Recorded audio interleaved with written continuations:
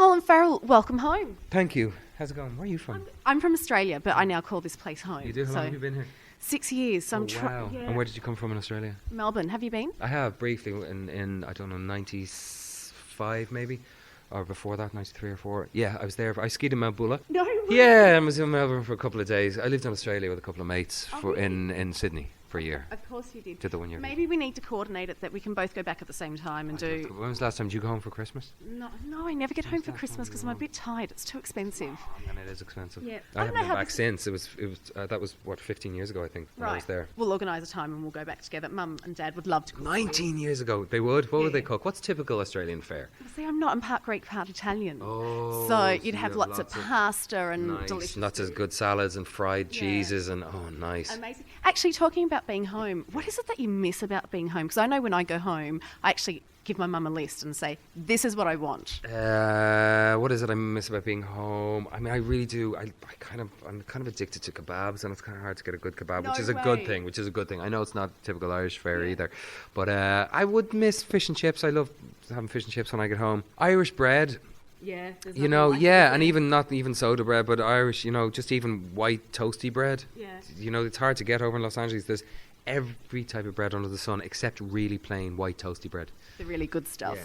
And all this stuff that you're mentioning, I'm thinking you ate none of this in the lead up to Total Recall. I Because didn't. you I looked was- fit. I was incredibly disciplined, boringly disciplined in preparation for the film. I had about 3 or 4 months to go to the gym and work out, and that's exactly what I did. And I just watched, I counted calories, and it was boring. It's not fun, is it? It's not fun. Counting calories isn't fun. I mean, and then again, it becomes something that there's so much structure to it, and you get used to the structure, and you start feeling really, really good. Yeah. I don't feel shite today, but I don't feel as. Yeah. I mean, I felt fairly fit and strong and kind of, vital and stuff. So it was fun. It was a new thing for me. I knew it was going to be a long shoot. The shoot was 5 months, and the film is. That's a really long shoot. It's a long shoot for film. Usually, it's anywhere between 8 and 12 usually. But this was 20 months long, I think, and there was a lot of action. So I wanted to be in as good shape as I possibly could. Yeah.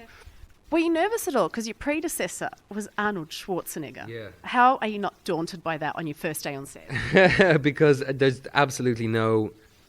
If I was 6'3" and 280 pounds of Olympian muscle, I might have been nervous because there's obviously you go, okay, he's in the same. I mean, I'm so different from the man. There was no, did I fail or did I try and be like him? No, not really. So I didn't arrive on set in a pair of Speedos with a number 19 tag on my right hip and covered in oil. I decided not to go for that look. And the film was tonally very different. Yeah. I mean, it really did. The film felt tonally very different. There was none of the one-liners that Arnie is so famous for. And I just felt, when I heard they were remaking it first, of course, I was like, ooh, well-loved Arnie film, loved by myself as well. Kind of a classic of the sci-fi, camp sci-fi genre, and maybe not a wise idea. And then I read the script and I thought, no, this is enough its own film that I could go and do it and not feel like I have to apologise for it or. And you did a great job, and there's you were mentioning lots of action. Yeah. You got to fight girls a lot. Yeah. How hard was that? I mean, I'm ashamed to say when I look back at my filmography, which I don't do very often, maybe once or twice a week. Google yourself regularly. Yeah. Oh man, don't know those days. Not anymore. I used to. Oof, disastrous. Really? What was the worst thing that ever happened when you Googled yourself? Oh, you just find nasty stuff. You're only Googling if you Google yourself, you're only doing it for one reason. It's a little kid in you that wants to find shit that is critical of you and that, that kind of thing, How do you cope with that stuff? Well, you just don't. You just learn. I mean, you just learn not to do it. I mean, not everyone, but I know a lot of people who live in the public eye have Googled themselves many, many times. Because you know what it is, basically? It's walking past a locker room and hearing somebody whisper your name. Yeah. And how many people have the strength to keep walking and not stop and just go, I just wonder.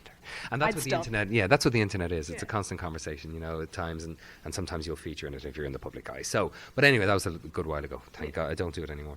But fighting girls? But fighting girls, I do anymore. I still do. But when I look back, anyway, about 8 or 9 films I've hit women in.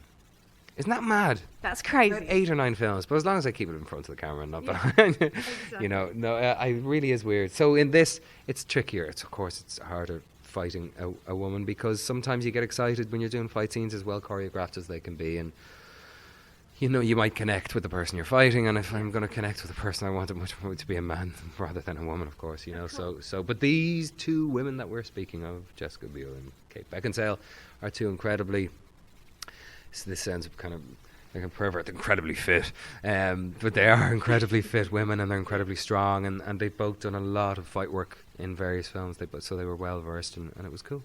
And finally, I really don't want to wrap this up, but I have to wrap it up. You have a movie coming out with Martin McDonagh. Yeah. Tell me about it. Can't wait for this one. Martin wrote and directed his second feature called Seven Psychopaths, and got a wicked cast for it. Got Sam Rockwell, Christopher Walken, Woody Harrelson, Tom Waits, Harry Dean Stanton does a couple of days in it, Olga Kurylenko and Abby Cornish have a bit in it. And it's just Martin doing what Martin does, just being really, really out there and brilliant and provocative and funny and moving, and that was the script. I haven't seen the film, but that was certainly the script. So yeah, that comes out I think in November. Brilliant. Well, can't wait to see that. But in the meantime, we can watch Total Recall in cinemas now. Colin, it was an absolute pleasure. Really nice talking to you. And we must figure out a time to go back to Melbourne. Love to go As back I said, myself. Mum would love to cook. I haven't been back since then, 19 years, and it's time. I thought we were going to go back for press for this film, but it didn't work out. Okay, we'll figure something out. We'll talk. Thank you so much. So Colin. welcome. It was Nice a real talking to you. pleasure. Thanks.